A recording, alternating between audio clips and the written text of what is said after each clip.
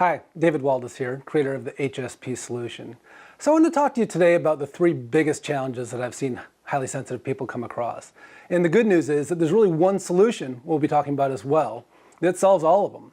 So before we get into those, I wanted to take a look at how our energy field is different as highly sensitive people.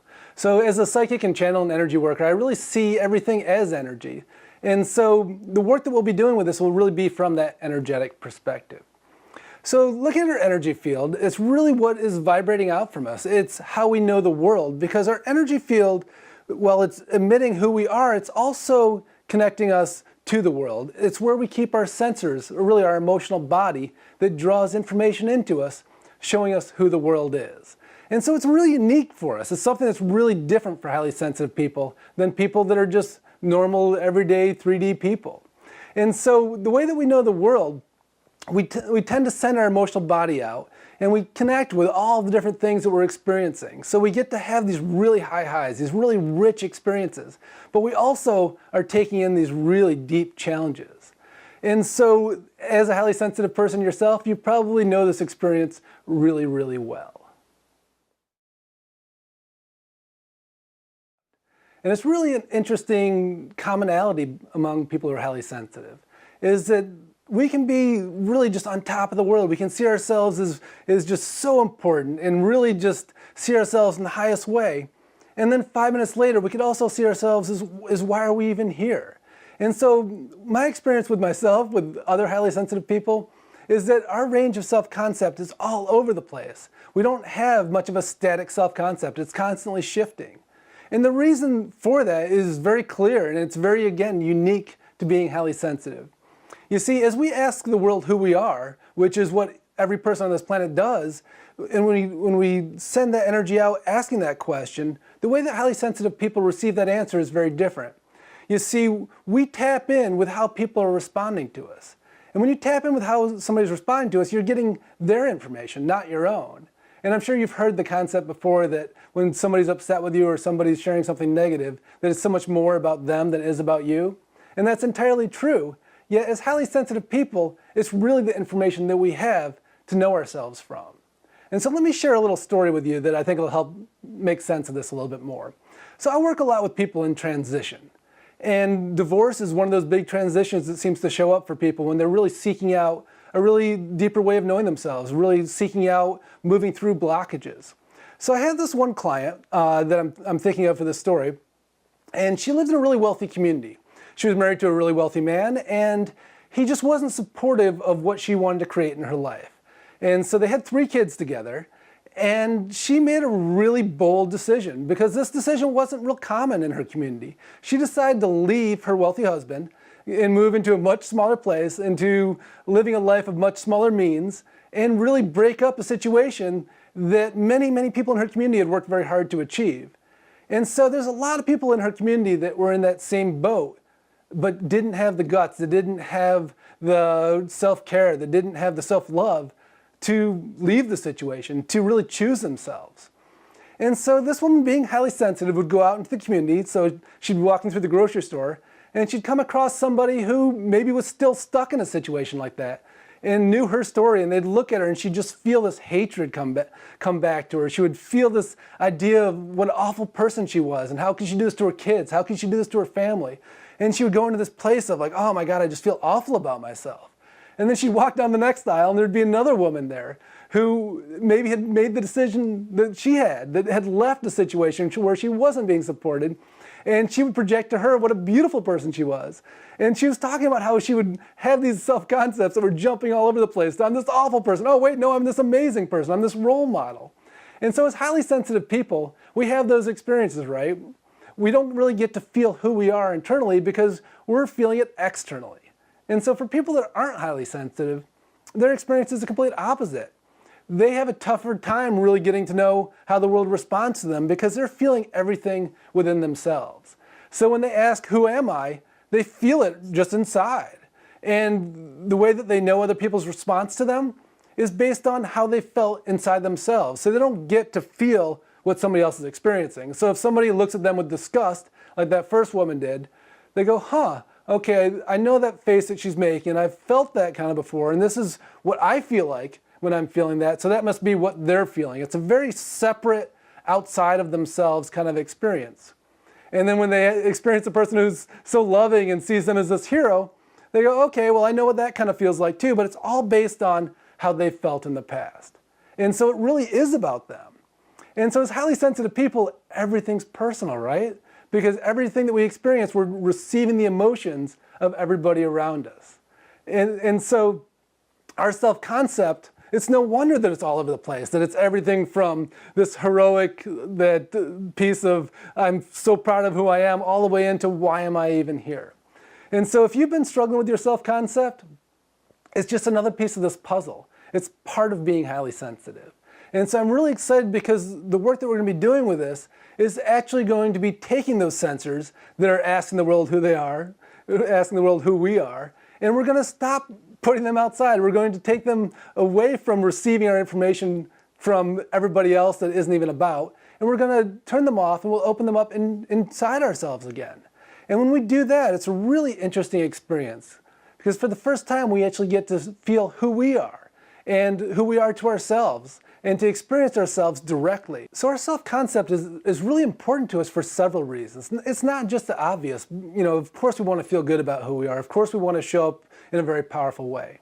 But our self-concept is also really clearly linked to what we manifest and to how we manifest. Because when we're caught up in these low versions of ourselves, when we're caught up seeing ourselves in negative ways, it doesn't allow us to call into our life really what matches our greatness. And so one of the really cool side effects of doing this work is we start to really clean up how we see ourselves. We start to see ourselves really as we truly are, which is going to be on the positive, higher end of the frequencies that we've experienced ourselves at in the past. And as we start to feel ourselves so clearly and so deeply, there's no confusion about who we are and what we're bringing. And I just watch people just light up and start to shine because they recognize how much the world needs them, how much it really makes sense for them to bring more and more of themselves. And it's such a cool awakening experience. It's such a cool, empowering experience. And I'm really excited for you to have that experience as well, because once you see who you truly are, once you feel who you truly are, you don't get stuck in those old traps anymore. You don't get stuck in those places of seeing yourselves in other people's eyes when they're just simply responding to their own triggers. We don't get caught up in that anymore. All right, so the next biggest challenge I want to talk about is how we often perceive everything around us as threats. And so let me explain what I'm talking about. So as we go out into the world and we're sending out our energy field and our emotional body, and we're tapping in with all the different experiences, and we get all those positive experiences where we're getting this rich, beautiful emotion that we're absorbing. And then we also have those experiences as well that we all know too clearly, the angry person or the crowd where there's all kinds of different crazy energies. And so when we are used to absorbing everything like that, it's really like these constant energetic transfusions that we're having, some of them good, some of them not so good, we start to scan for threats. And this becomes a very natural way of being for people that are highly sensitive, is that they're very aware of what's happening around them because they know if they come across somebody who's really angry. They know if they come across somebody who is really pushy, that it's going to affect them. They're going to feel it through their body. And so our experience is quite different again from people that aren't highly sensitive. You see, people that aren't highly sensitive are not feeling anywhere outside of their body. They're feeling what's happening within them.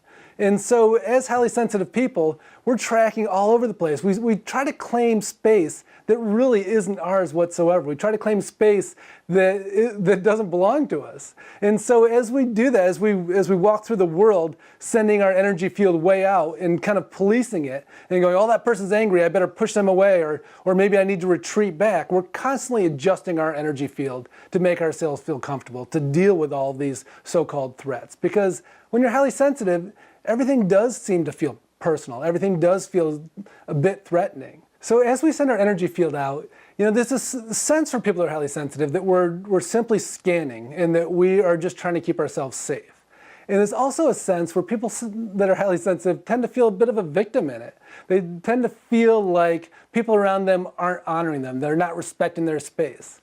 And what's kind of funny as we start to introduce this is I'll watch a lot of people just kind of think about how they experience the world. and really how pushy they can be out there. Because highly sensitive people tend to claim a lot more space than is really appropriate. And it's not something we're doing on purpose. It's just how we naturally know the world. And so when we're out scanning for threats, we tend to have a couple different really clear responses. We either feel the energy is very positive and it lifts us, or we feel it as negative and we can feel it dropping down. And when we feel that negative energy, we go, okay, that's a threat. And so we do one of two main things. We either retreat and go, oh, I don't even want to touch that, and we adjust our energy field, or we go into this warrior mode and we push it away and go, not in my energy field. And it's kind of funny because we just assume that we have a right to be the energetic police. Anything that's low frequency, we have the right to start pushing around. And it's something that we've just naturally done through our lives. So it's not something to feel bad about. It's just one of those things that is a very natural way of being for people who are highly sensitive. And so when you're constantly adjusting your energy field to either push away a threat or retract to retreat from a threat, that's very disempowering. And it also gives space in our energy field for lower frequencies things to hang out. If we're pulling back, there's all this space here for stuff that doesn't match us to stick around. And if we're going into battle with it, quite often the energy starts to battle back. We may find ourselves in situations where we're really in conflict. And so each of those experiences creates its own problems. And what we find is people who are highly sensitive often have an energy field that's just all over the place. And so just like our self-concept being all over the place, it's really connected to that. Our energy field is constantly pushing and pulling. It's never static. It's never staying in one place. It's never just broadcasting our frequency. And so what does that create? It creates experiences that are all over the place. It creates situations in our lives where we're having to deal with people, dealing with experiences that just don't match us. And what makes it also really challenging for us to call in experiences that do, because our energy field is constantly doing this. And so again, that one solution aspect, as we run our energy field where our emotional body is inside feeling who we are, and we do the activations with this where we're actually calling in very specific frequencies that match us, that we get to broadcast, that really truly is us, what that creates is an energy field that becomes very constant. It doesn't fluctuate. It doesn't adjust for everything around us. It doesn't read the world as threatening anymore. It doesn't give us that illusion that we're victims in it. And when that cleans up, as I'm describing this may be hard for you to imagine what that would feel like, but I've taught this to hundreds of people now, and each one of them, watching them go through this experience, it happens so quickly for them. In fact, there's almost like this deja vu that happens when they start to rearrange their energy field in this way. It's almost like they forget that they perceive the world as so much of a threat for so many years, for their whole life. And the changes that happen, the way we clean up our self-concept, the way that we clean up how we hold our energy field, it's pretty awesome, and it happens very, very quickly. So the final challenge I wanted to talk about here is this is kind of a funny one, because we start to kind of tell on ourselves with this. And so it's the concept of meddling. And meddling is what we do when we start to feel uncomfortable. And so meddling isn't necessarily coming up with a plan and creating something.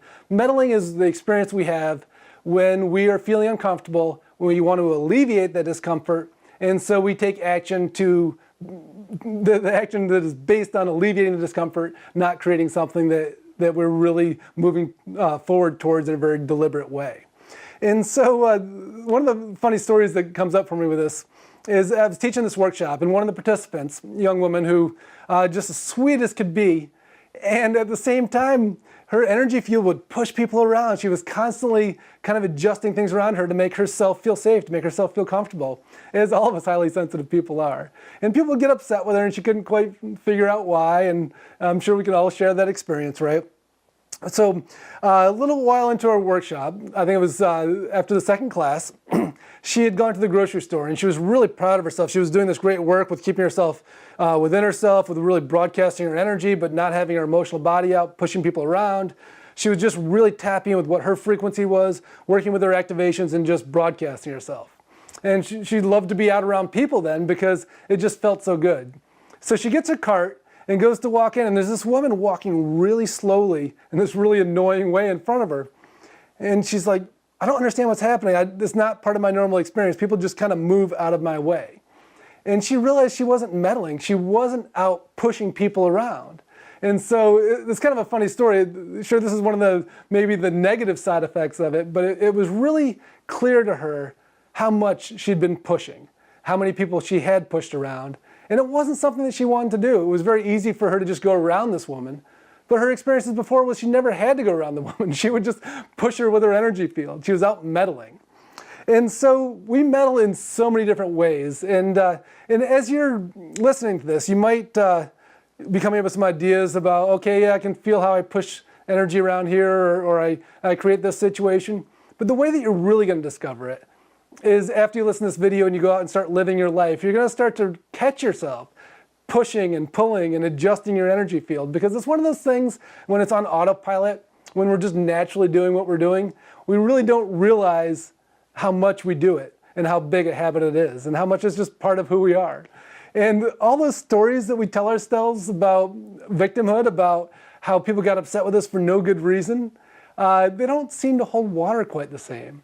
And it's not that that's a bad thing. And in fact, I think most people, as they start to experience that and start to see themselves very clearly in the way that they've used that pushing and pulling, that meddling energy, they kind of start to laugh, because there's the story they've been telling themselves for so long, all of a sudden doesn't feel so threatening. All of a sudden they recognize, wow, this is the role I played in it. And so we meddle in so many different ways. It's really just whenever we find discomfort and we want to alleviate that discomfort, we start meddling. And so the work that we do with this, because highly sensitive people love to have something to do. Whenever we feel like things aren't the way we want them to be, it's so easy for us to adjust our energy. And so we start pushing and pulling. And so the work that we do with this, the detaching our emotional body from the exterior, from tapping into everything, and really tapping into ourselves, and doing the activations that come with this, that is the doing that we get to do. And when we do that, all of a sudden we stop meddling, we catch ourselves. And instead of meddling, instead of creating a bunch of things where we're just turning knobs and dials and flipping switches that we don't know what they're actually creating, we're just going, I want something different because I'm uncomfortable right now. And when we stop doing that and we go within ourselves and align with ourselves, then we start to really manifest in a clear way. We start to create an energy field around us that just changes things. It really is about being in solution. It's about moving forward in a way that is in complete alignment with ourselves. And so it also, another nice side effect is it makes our relationships a lot easier. It takes a lot of the stress away in ways that we were creating challenges that we had no idea. And any of us that are highly sensitive, I can guarantee you that, because I've spoken with so many people, have a lot of ways where we have stories about our life where we felt like we were in victimhood, where we felt like we were really being treated unfairly. And yes, that's true for everybody, but highly sensitive people have a ton of those stories. And the truth is, so much of that just cleans right up when we stop pushing and pulling, because sure, it can be hard to accept that we played a role in it, even a big role. But the good news is, if we are playing the role and we stop doing it, we can change our life in such miraculous and really dramatic ways. So I want to invite you to share kind of the first activation that comes with this. And this is really where I start with people when I'm working with them in this workshop, is teaching them how to disengage from our extrasensory. And so part of our extrasensory is our emotional body that's out receiving all this information. And those of us that are highly sensitive, we're very clear as we get in touch with this that we live outside of our bodies quite a bit, that we're constantly out feeling and moving energy around. And really how it doesn't serve us. And so this isn't about giving up any of our broadcasting of energy, but it's giving up the processing of it. And so the first activation that I do is teaching people how to disconnect temporarily. And so when we disconnect temporarily, we're really letting go of that multi-sensory aspect of ourselves, that multi-dimensional aspect of ourselves. And we take a few minutes just to go into a very clear three-dimensional place, a place where we're only dealing with our five senses. And for a lot of people, at first it feels like, oh my God, this is such a nice break. It's so nice to not have this constant flow of information coming in. And then after they're there for a minute, they're like, wow, wait a minute. I also don't feel very connected. I don't feel that flow of energy that I'm used to, that it feels much more like I'm just stuck in this little bubble. And so when we go there, we're really experiencing what it's like for the majority of the population who is just simply living in the third dimension, who's simply just living with five senses where they receive all their information. And it seems like people either go there and they just start dying laughing because it makes so much sense to them. All the people that they've gotten so angry with or so judgmental about, that to experience the level of consciousness where they're living, to experience what it feels like to be in that level of consciousness, it really is eye-opening, and it makes the world make so much more sense. And it also makes ourselves make so much more sense, because as highly sensitive people, we've always been multisensory, we've always been multidimensional. So we've never had that experience of what it feels like to just be in that little bubble. And at first it feels great, like I was saying, because we don't have that constant influx of information. But then we also realize there's just so little direction there. There is just so little information that it really becomes up to us to make ourselves feel better. And up to us to make ourselves feel like we have some purpose here. And those of us that are highly sensitive, we're always full of purpose. We're always feeling how much of an impact we have on the world. And so please do go ahead and click through, and I'd love to send you this first activation, this first experience of getting to feel what it feels like, become fully third-dimensional, become fully five-sensory, and step outside of the world as you know it for a few minutes.